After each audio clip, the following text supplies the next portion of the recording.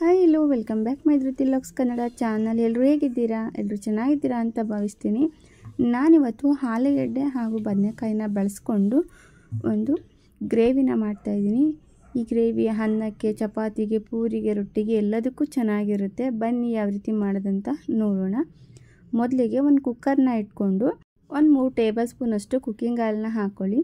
ಎಣ್ಣೆ ಬಿಸಿ ಆದಮೇಲೆ ಸ್ವಲ್ಪ ಸಾಸಿವೆ, ಸ್ವಲ್ಪ ಜೀರಿಗೆ ಹಾಗೆ ಸ್ವಲ್ಪ ಕರಿಬೇವಿನ ಸೊಪ್ಪನ್ನ ಕೂಡ ಸೇರಿಸ್ಕೊಂಡು, ಕರಿಬೇವಿನ ಸೊಪ್ಪು ಹಾಗೆ ಸಾಸಿವೆ ಜೀರಿಗೆ ಎಲ್ಲ ಸ್ವಲ್ಪ ಚಟಪಟ ಅಂತ ಸಿಡಿದ ಮೇಲೆ ನಾನಿಲ್ಲಿ ಒಂದು ಗೆಡ್ಡೆ ಬೆಳ್ಳುಳ್ಳಿನ ಜಜ್ಜಿ ಸೇರಿಸ್ಕೊತಾ ಇದ್ದೀನಿ. ಬೆಳ್ಳುಳ್ಳಿ ಸ್ವಲ್ಪ ಅದ್ರ ಪರಿಮಳ ಬಿಡೋವರೆಗೂ ಚೆನ್ನಾಗಿ ಫ್ರೈ ಮಾಡ್ಕೊಳ್ಳಿ. ನಂತರ ನಾನಿಲ್ಲಿ 2 ಗೆಡ್ಡೆ ಮೀಡಿಯಮ್ ಸೈಜು ಈರುಳ್ಳಿನ ಈ ರೀತಿ ಕಟ್ ಮಾಡಿ ಸೇರಿಸ್ಕೊತಾ ಇದ್ದೀನಿ.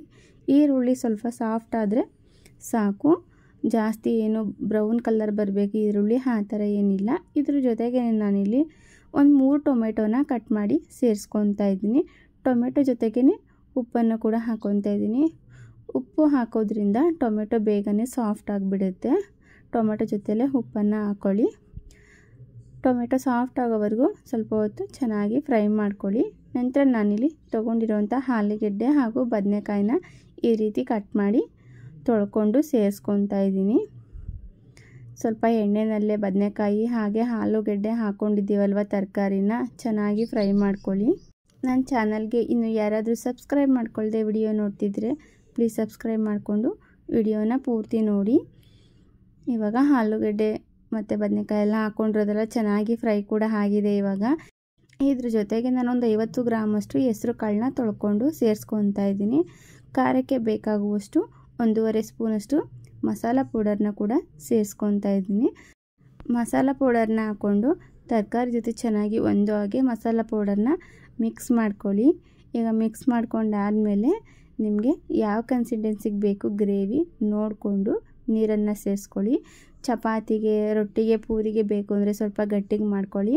ರೈಸ್ಗೂ ತುಂಬಾ ಚೆನ್ನಾಗಿರುತ್ತೆ. ಈ ಹೆಸರು ಕಾಳಿಂದ ಮಾಡೋ ಅಂಥ ಗ್ರೇವಿ ಯಾವುದಕ್ಕೆ ಸೆಟ್ ಆಗಲ್ಲ ಹೇಳಿ, ಎಲ್ಲದಕ್ಕೂ ಟೇಸ್ಟಿಯಾಗಿ ಚೆನ್ನಾಗಿರುತ್ತೆ. ನೀರನ್ನ ಹಾಕ್ಕೊಂಡು ನೋಡಿ, ನಾನು ಇಷ್ಟು ನೀರನ್ನ ಸೇರಿಸ್ಕೊಂಡಿದ್ದೀನಿ. ಇದು ಕಾಳೆಲ್ಲ ಚೆನ್ನಾಗಿ ಬೆಂದಮೇಲೆ ಸ್ವಲ್ಪ ಗಟ್ಟಿ ಕೂಡ ಆಗುತ್ತೆ.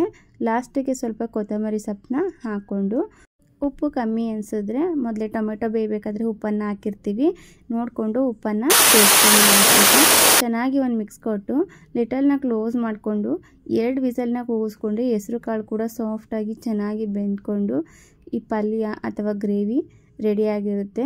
ಸ್ವಲ್ಪ ತೆಳು ಅನ್ನಿಸ್ತಾ ಇರುತ್ತೆ. ಚೆನ್ನಾಗಿ ಒಂದ್ಸಲ ಮಿಕ್ಸ್ ಮಾಡ್ಕೊಳ್ಳಿ ನೀಟಾಗಿ. ಸ್ವಲ್ಪ ತಣ್ಣಗೆ ಆಗ್ತಿದ್ದಂಗೆ ಫುಲ್ಲು ಗಟ್ಟಿಗಾಗಿಬಿಡುತ್ತೆ.